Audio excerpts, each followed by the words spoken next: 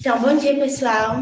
Vou trazer uma reflexão sobre microhabitats e filtros ambientais e o papel dos recursos e condições na estruturação de comunidades vegetais na Caatinga. E aí eu vou trazer conceitos fundamentais da ecologia de comunidade e ecossistema, e isso lado a lado em função da fisiologia vegetal e de ambientes semiáridos. Então, os ecossistemas semiáridos, eles têm vários desafios ecológicos, né? Contando com ambiente estressante. E qual seria esse ambiente estressante, né?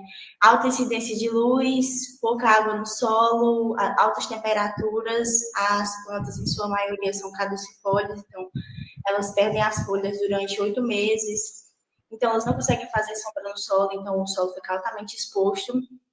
Então tem esse ambiente estressante, já é difícil para as espécies conseguirem sobreviver nesse ambiente.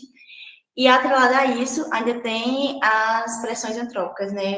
A comunidade humana que vive nas regiões semiáridas, elas usam o ambiente para agricultura, pastejo. Então, o ambiente fica mais ainda estressante para que as espécies vegetais consigam viver nesse ambiente. E lembrando que não é falando mal da comunidade humana, eles usam esse ambiente e o intuito é que a ecologia e a economia andem juntas de mão dadas, para que tanto as espécies vegetais como a comunidade humana consigam viver nesse ambiente tranquilamente. E aí, eu trouxe alguns conceitos, né, para entender como é as respostas fisiológicas, né? A comunidade é o conjunto de espécies, né, que existem no mesmo ambiente, no mesmo espaço-tempo. E a guilda é formada por espécies que usam recursos de maneiras semelhantes, mesmo que não sejam próximos evolutivamente. Como, por exemplo, plantas pioneiras que chegam primeiro na sucessão ecológica.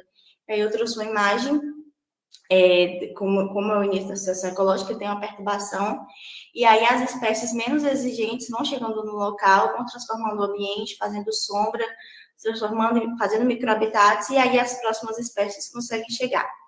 E sinús são espécies que têm a mesma função fisiológica, os mesmos parâmetros, como, por exemplo, as plantas na Caatinga, que são caducifólias. Então, elas perdem as folhas, passam 8 meses sem a produção foliar, e aí nas primeiras chuvas elas retornam a fazer a produção foliar, e aí elas transformam aquele ambiente em microhabitats. E aí, que eu já estava falando, microhabitats são subdivisões dentro do habitat, como, por exemplo, a sombra feita por uma planta pioneira. E aí a ecologia traz 4 processos, a ecologia de comunidade traz 4 processos estruturantes de comunidade, né? Que é seleção, dispersão, deriva ecológica e especiação. A deriva ecológica e a especiação, ela não se encaixa tanto em regeneração a curto prazo. Então, vamos focar mais na seleção e na dispersão. A seleção é o filtro que o ambiente tem para decidir quais espécies vão continuar existindo naquele lugar ou as que vão ser excluídas. Na Caatinga, devido ao ambiente estressante, tem várias limitações, mas uma das principais é a falta de água, né, a pluviosidade. Ela se concentra ali em 4 meses do ano e o restante dos 8 meses é totalmente seco, então elas têm que ter alguma fisiologia para conseguir sobreviver a esses 8 meses de seca. E a dispersão é a espécie conseguir chegar em outros ambientes para se diversificar geneticamente. E aí eu trouxe um estudo feito em Juazeiro, Bahia, sobre morfologia e dispersão dos frutos de espécies da Caatinga ameaçadas de extinção. E aí eles pesquisaram 4 espécies nativas de Caatinga, onde 3 delas tinham dispersão anemocórica, né, que é a dispersão feita pelo vento, e uma zoocórica, né, que nesse caso era feita pela avifauna.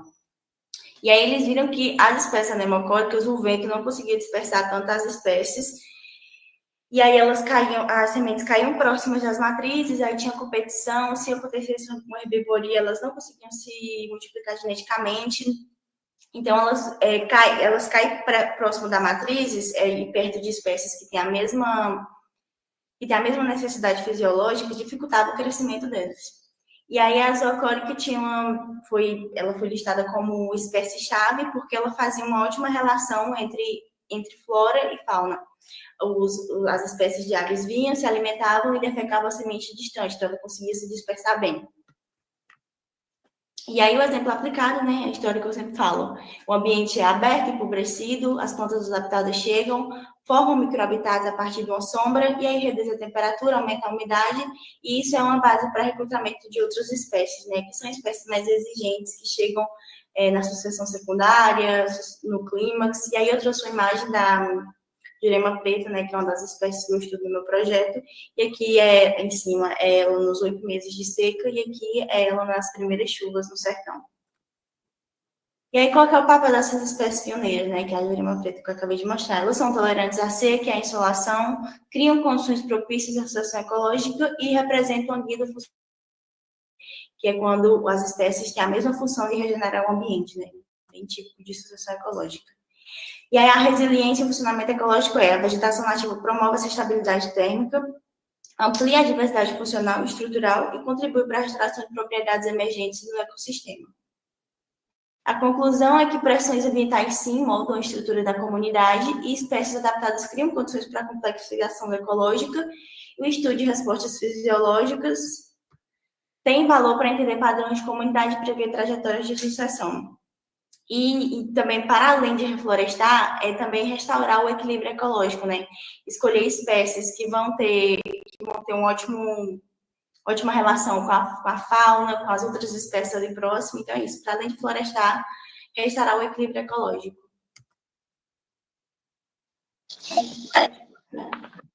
Oi, Mara. Valeu, obrigado. Bom.